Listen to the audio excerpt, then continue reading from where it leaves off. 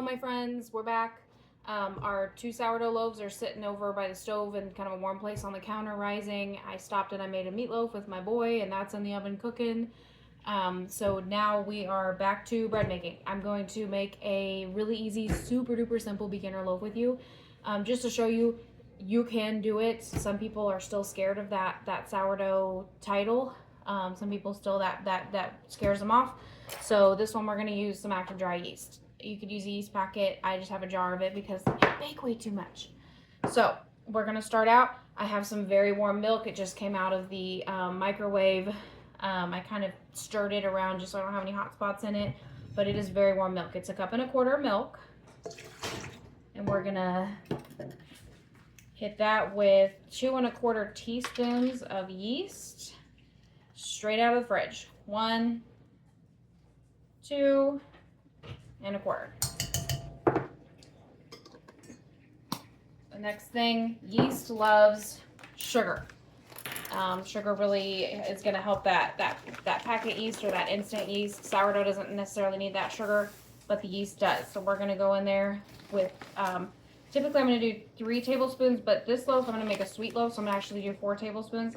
This is just goes to show that like baking is not that specific. Everybody says you got to be exact with your measurements when you're baking and whatever. That's a bunch of nonsense. So I have my sugar in there. I'm just going to mix it up together with that yeast. Make sure that yeast is not wanting to clump because it kind of is. Mix that together.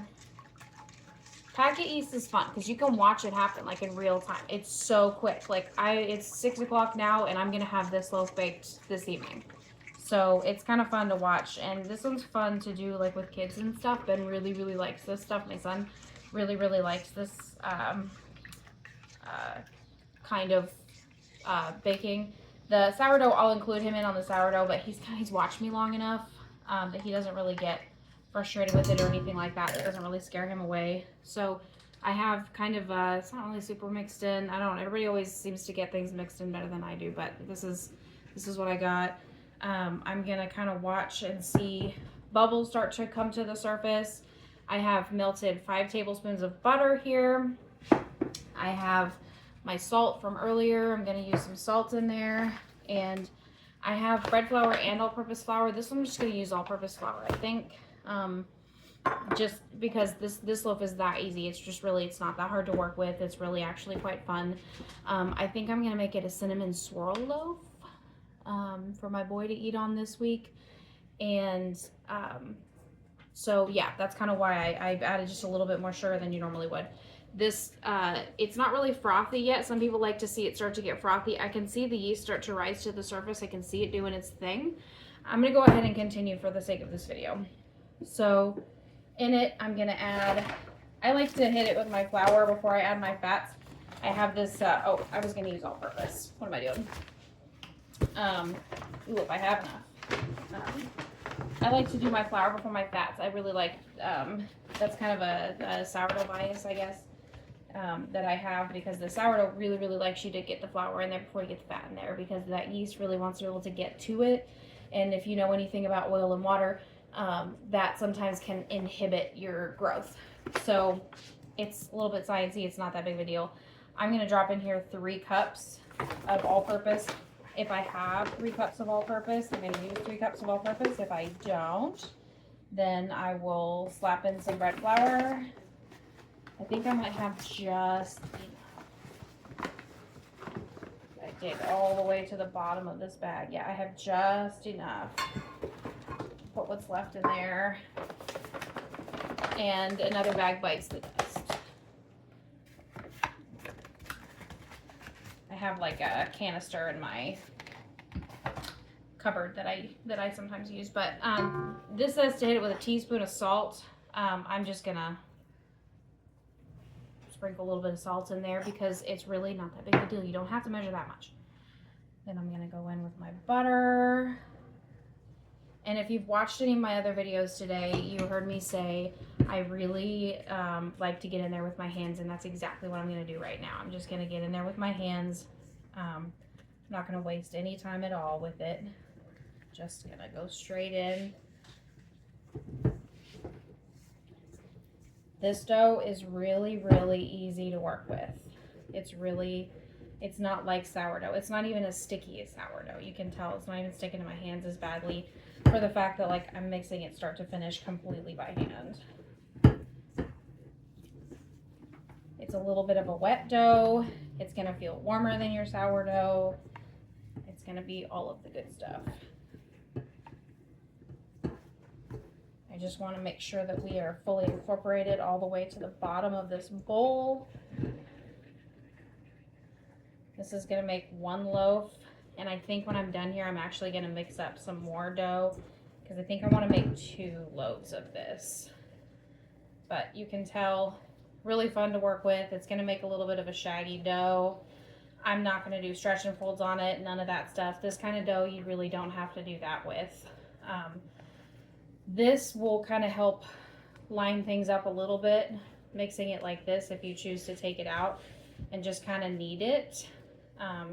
This will help. You can, after my last video, I did go in and clean everything really well, but you can if you want to. I do flour my surface with this kind of dough because it's not exactly like sourdough. Sourdough, I don't really flour my surface a whole lot because I don't want all that extra flour getting in the way. But we can, so when you're working with a dough like this is just a regular yeast dough. You see bakers work with doughs like this all the time. They're gonna knead, so they're gonna push like this. They're gonna push. You can change directions like this. You don't even have to knead this dough if you don't want to. I'm just kneading because I'm showing you how to do it. But you can push, change directions, push and fold. Push with the heel of your hand and then fold. Push with the heel of your hand and then fold. You see it's not sticky, not like that sourdough we were working with earlier. So if you really are overwhelmed by the sticky doughs, this is your girl. We're gonna push and fold. Push and fold. Push, push. Just kind of like that. That's how you're gonna really develop that dough if you're choosing to knead it. You really don't have to. This dough is super easy, but I like to work with it. I like to have the dough in my hands. I like to have it out like this. I'm usually doing it in the kitchen counter, but my table just has room for me to set up and film and all that stuff, and so here we are. I might get like a silicone mat for my table just so I quit scratching the death out of my table, but it's really not all that scratched, but I don't want it to get any worse. But again, we're just working our dough, just kneading it as much as you want to. With sourdough, they have the slap and folds. Everybody always likes the slap and folds. This is a stiffer dough. You notice like with the sourdough that I had, it was like falling out. This is a little bit lighter, but the sourdough, it would have hit the table by now if I was holding it like this. So this is a little bit stiffer dough. You're not really going to be able to slap and fold as much with this dough as you are with the sourdough, but you can certainly try. So the slap and fold, if your surface is too floured, the slap and fold technique, it really benefits from being able to stick to the surface because that's really helps you kind of pull it. So you can, if you want to, just slap it down, fold it over, slap it down, fold it over, slap it down, fold it over. You see our dough is starting to get smoother and smoother and smoother as we work on it. That's kind of one of the benefits of kneading it, is you're going to really get your dough really smooth. Also, that yeast is working really fast in there. It's warm, it's sugary, it's all of the things. It's getting really, really, really warm in there. So really, it's not going to take very long at all. It's really not going to take very long for this to puff up and become a whole loaf. It's probably good that I'm making 2 loaves separately at different times. Or like I'm gonna make another one right after this, same bowl and everything. It's probably good that I'm doing it that way. The second one I'm gonna probably, no, I do have some more all-purpose flour, whatever. Probably good that I'm doing it that way because I don't want it to keep rising and rising and rising while I'm working on the other one. I'm just, messing around with the other one. So here we're at a point where we're done.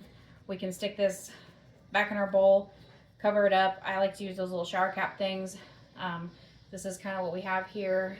The dough right now is kind of, it's bouncing back. When I poke it, it's going to bounce back. I think if I stab it, it's going to for the most part, it's bouncing back like that. Later on, it's not going to bounce back as well. And that's probably a really good sign that we're at the point that we need to be at. So I'll see you in a little bit.